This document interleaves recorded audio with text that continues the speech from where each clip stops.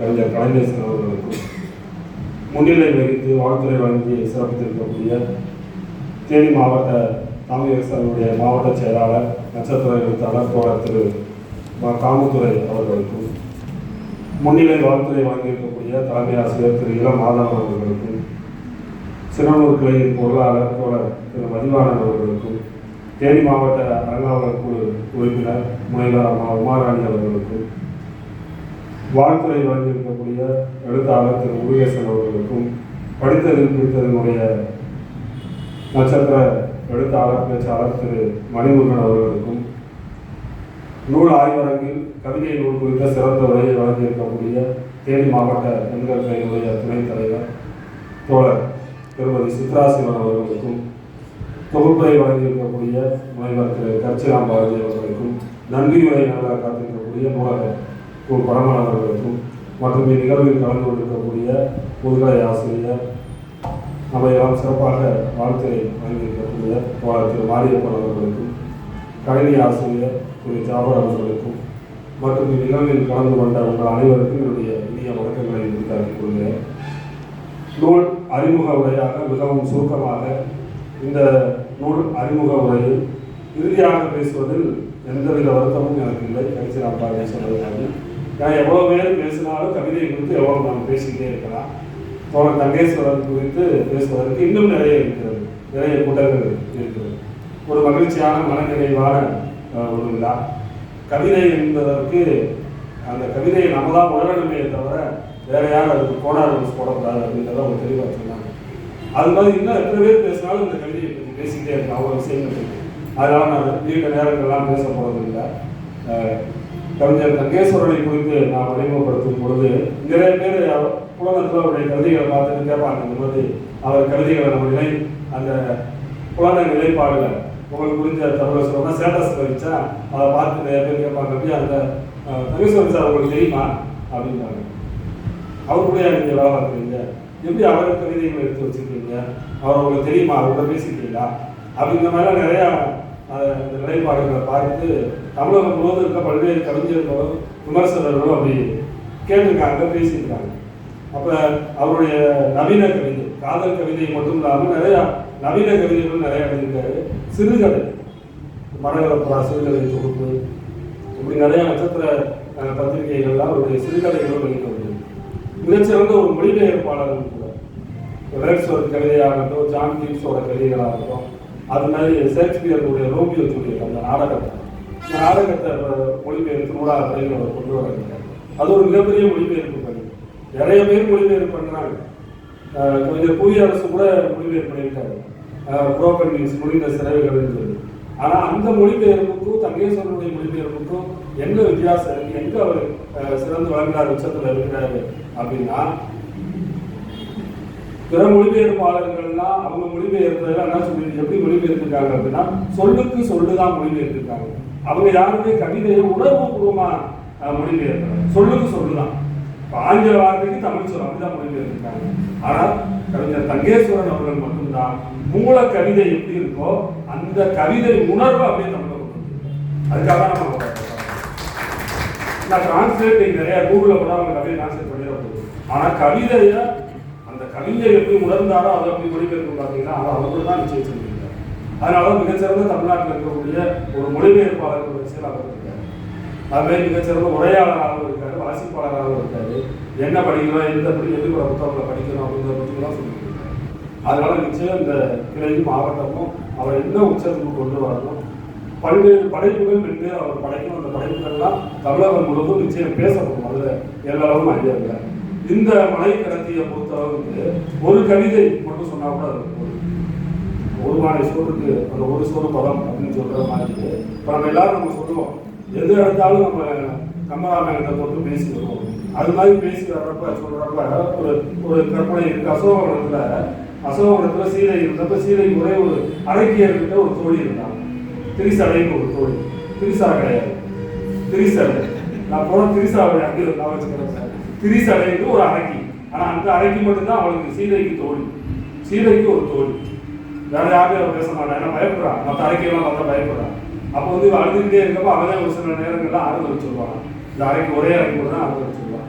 அப்போ வந்து திரிசடை வந்து எல்லாரும் போன பிறகு ராவணன் வந்து போன பிறகு கேட்குறாங்க, ஏன் ரொம்ப அழுகிறாங்க, அழுகாமல் கண்டிப்பாக ராவணன் நீ ஒன்றும் பயப்படாத அப்படின்னப்ப சீதை மனம் வந்து இப்போ தான் பேசுகிறான், அரங்கிட்ட பேசுகிறான்.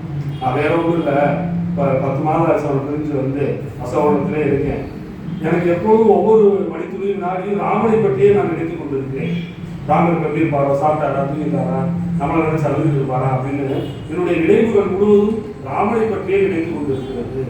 அதனால எனக்கு ஒரு மனசு ஒரு சந்தேகம் இருக்கு, நான் என் பெண் தன்மை இறந்துவிட்டதோ என்னமோ, ராமரை நினைச்சு நினைச்சு நான் ஆம்பளையா மாறிட்டேனே பயப்படுறேன். திரும்ப வந்து என்னை வந்து சிறை வீட்டுக்கு போறப்ப ஏன்னா நீ பெண்பாதி இல்லைன்னு சொல்லிடுவானே. ஏன்னா எண்ணம் தானே வாழ்க்கை, நீங்க சொல்லுவீங்கல்ல எண்ணம் தான் வாழ்க்கை. 24 மணி நேரமும் ராமனே நினைச்சுக்கிட்டு இருக்கேன், ஒரு ஆணவே நினைச்சு என் பெண் தன்மை போயிடுச்சேன்னு பயப்படுறேன்னு சொல்லியிருக்கேன். எவ்வளவு பெரிய வார்த்தை பாருங்க. இப்ப ஆறுதல் சொல்லணும், இவ அரைக்கி ஆறுதல் சொல்லணும்னா எப்படி ஆறுதல் சொல்றா, திரிசரை ஆறுதல் சொல்லியிருக்கா. எதுக்கு அவங்க எழுதிட்டு இருக்க, பேசாம இதெல்லாம் சாதாரண விஷயம். உன்னைய விட்டு பிரிஞ்சு ராமன் அங்க இருக்கல, அங்க இருக்க 24 மணி நேரம் ராமன் சீதையாகி உன்னையே நினைச்சுட்டு இருக்கியா, அவன் அங்க பெண்ணா மாறி இருக்கான். இதுக்கெல்லாம் அவங்க வருத்தப்படாங்க. எப்படி ஒரு ஆறுதல் சொல்லியிருக்காங்க. இதுதான் அந்த கவிதையில கம்பனுடைய கவிதை. அதே மாதிரி ஒரு கவிதைய இங்க எழுதியிருக்காரு, மங்கேஸ்வரன் எழுதியிருக்காரு, ஒரு கவிதை எழுதியிருக்காரு. ஒரு கவிதை இந்த கவிதை உங்களுக்கு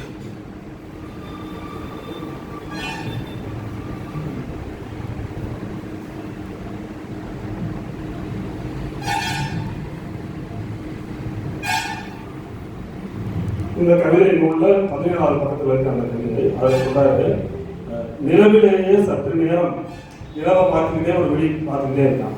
நிலவிலேயே சற்று நேரம் லைத்திருந்த விழிகள் நிலவாகி விடும்போது, நிலாவே ஒரு கண் பார்த்துக்கிட்டே இருக்கு. அப்போ அந்த கண்ணை நிலாவா மாறிச்சான். நிலவாகி விடும்போது முன்னிலேயே எப்போதும் லைத்து கிடக்கும் நான் நீயாகி விட மாட்டேனா, நிலையிலேயே நினைச்சுக்கிட்டு இருக்கேனா, நீயாகி விட மாட்டேன். இப்போ இந்த ரெண்டும் நீங்க யோசித்து பாருங்க. அந்த திரிசடைக்கும் சீதைக்கு நடந்த உரையாடம் அப்படியே தெரிஞ்சுக்கலாம். ஒரு காப்பியத்தை ஒரு காவியத்தை அப்படி ஒரு 5 வரி கவிதை எடுத்து சொல்லிட்டு இருக்காரு. அது மாதிரி இந்த கவிதையை வந்து நம்ம உணர்ந்து பார்க்கணும். கவிதைனா வேற ஒன்றும் இல்லை. நம்ம கண்ணதாசனுடைய கவிதாசனுடைய வரிகளில் சொல்லணும்னா எல்லாரும் ஒவ்வொன்றா ஒரு தான் சொல்லுவாங்க. அதாவது இரவின் அந்த கண்ணீர் துளி தான் அதை பனின்னு சொல்லுவாங்க, இரவோட அழுகையை தான் பனி துளின்னு சொல்லுவாங்க, முகிலோட கண்ணீரை தான் மழைன்னு சொல்லுவாங்க, முகிலின் கண்ணீர் துளியை தான் மழை என்பாங்க. அதுபோல அன்பின் மழை துளி தான் இந்த நூல் கவிதை. கவிஞர் தங்கேஸ்வரர் அவர்களுடைய அந்த பேனா முறையிலிருந்து வடிவதெல்லாம் அன்பின் அந்த துளி தான். அதுதான் அந்த கவிதையாக. ஏன்னா உள்ளத்துல உண்மை இருந்தால் தான் வாக்குகளையும் அந்த ஒரு ஒளி உண்டாகும், உண்மை உண்டாகும். அந்த அன்பு இருக்கிறனால தான் இந்த காதல் கவிதைகள் அப்படி முழுக்க அன்பை பற்றி தான் நிறையா கவிதைகளை வந்து பேசியிருக்காரு. அதுவே அந்த காதலோட தவிப்பு, அந்த தவிப்பை வந்து சொன்ன விஷயங்கள்லாம் பார்த்தீங்கன்னா ஒரு காதல் தவிப்பை வந்து சொல்றாரு. கரையில் தூக்கி வீசப்பட்ட ஒரு மீனின் துள்ளல் தான் காட்சி.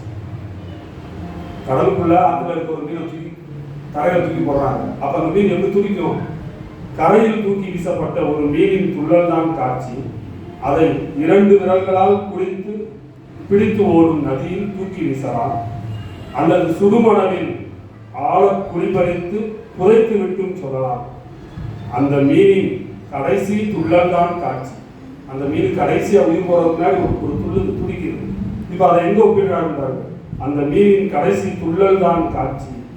நம் காதலின் கடைசி துள்ளலும் அதுதான். நம்ம காதலோட கடைசி துள்ளல் அதுதான். ஒரு உயிர் போறப்ப மீன் துடிக்கிறாங்க, ஒரு துடிப்பு, அந்த துடிப்பு தான். இதை எல்லாரும் விஷயம் நீங்க அனுபவிச்சிருக்கு.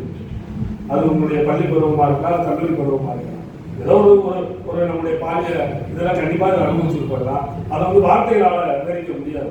அதை உணர்வு பூர்வமாக தான் அதை வந்து நம்ம நிச்சயம் உணர முடியும். அது மாதிரி நூறு கவிதைன்னு சொல்றாரு. காற்றில் ஆடும் தீபச்சுடரை போல உன் விழிகள். இந்த காத்துல வந்து அணைய போறதுக்கு முன்னாடி அந்த தீபச்சுடர் அப்படின்னு அலையும் பார்த்தீங்கன்னா, இப்போ அந்த 2ஐயும் பாருங்க, படிவம் காட்சிப்படுத்துறாரு. கண்ணோட கருவிழி, கண்ணில் இருக்க கருவிழி நின்று அசையுது. இதுக்கு வந்து தீபத்தோட ஒப்பிடுறாரு. காற்றில் ஆடும் தீபச்சுடர், அந்த சுடரை போலத்தான் உன் விழிகள். இத்தனை அபிநயங்கள் பிடிக்காமல் பார்த்ததும் சட்டென்று கடந்து போயிருந்தால் இத்தனை இன்னல்கள் வைத்திருக்காது என் இதயத்திற்கு. பார்த்த உடனே சட்டென்று நான் கொஞ்சம் உற்று நோக்காம இருந்திருந்தா இவ்வளவு கஷ்டம் எனக்கு வந்திருக்காரு.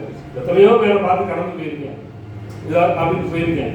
ஆனால் கொஞ்சம் விட்டு பார்த்ததுனால, அந்த கண்ணை விட்டு பார்த்ததுனால பாருங்க எவ்வளோ கஷ்டத்தை நான் சந்திச்சுக்கிட்டு இருக்கேன். அந்த தீபச்சுடர் அடையிற மாதிரி நான் கவனிச்சுக்கிறேன். கண்ணுக்கு தீபச்சுடர் சொன்னார். அதோட இப்போ இந்த இண்டல்களுக்கு தீபச்சுடர் நீங்கள் எடுத்துக்காங்க. இப்போ காற்றுல அடையக்கூடிய ஒரு தீபச்சுடர் எப்படி உயிர் போடாமல் எப்படி பரிதவிக்குதோ அது மாதிரி இப்போ நான் அந்த பரிதவிச்சுட்டு இருக்கேன் உடைய முற்று கவனிச்சதுனால அப்படின்னு சொல்கிறேன். இப்போ மழை கடத்தி ஏன் மழையை பற்றி ஒவ்வொரு படிமத்திலையும் சொல்லியிருக்காரு அப்படின்னா, மழை துளி இல்லை அப்படின்னா இந்த பூமி சிரிக்காது. நெல்லிலிருந்து ஒரு துளி நீர் இல்லைன்னா இந்த பூமியில பசுமை இருக்காது, ஒரு புல் கூட முளைக்காது. அப்போ அன்பின் வழியது உயிர்நிலை அப்படின்றது நீர்ல தான் இருக்கு, மழையில தான் இருக்கு. அதனால இந்த காதல் கவிதைகள் முழுவதும், இந்த தொகுப்பு முழுவதும் அன்பின் வழியை மையமாக கொண்டிருக்கிறது. அதற்காகத்தான் மழையை ஒரு கருப்பொருளாக படிமமாக காட்டி இந்த மழைக்கெடுத்து என்ற பெயரையும் சூட்டியிருக்கிறார். அப்படிப்பட்ட இந்த கவிதை நூலை நீங்கள் அனைவரும் வாசித்து இந்த கவிதையை உணர வேண்டும் என்று கேட்டுக்கொண்டு அருமையான இந்த வாய்ப்புக்கு நன்றி கூறி